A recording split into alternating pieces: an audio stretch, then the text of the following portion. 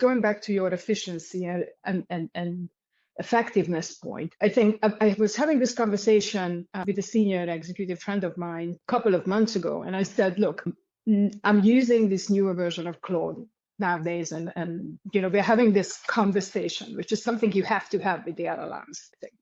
You have to keep going back and forth. And it's very interesting how I have to work with that in terms of how different it is than, say, working with a mid-level manager, for example, or an assistant, a human assistant, or someone like that. And he said to me, well, I always think about it as working with an intern.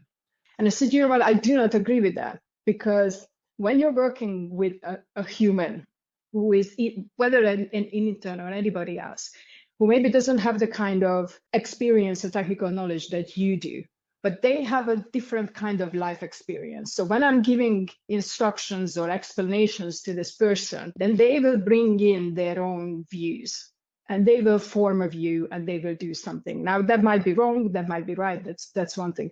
But when I'm instructing an LLM, for example, or I'm having this conversation with them, they have a huge amount of knowledge at their disposal, but that knowledge is not, that's kind of fixed in many ways. So they dig around in there to find something. So they don't have the kind of lived experience as a human have.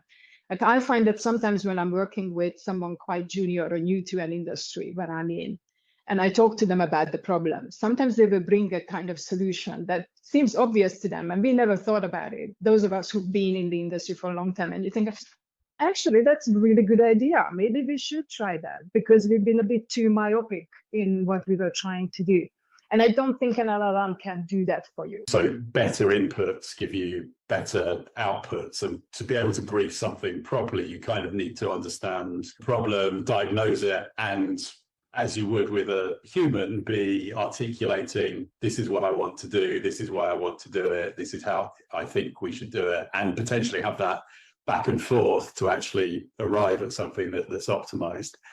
And I guess I've always thought that the brief is critical, and it's critical whether it's AI or you're working with somebody.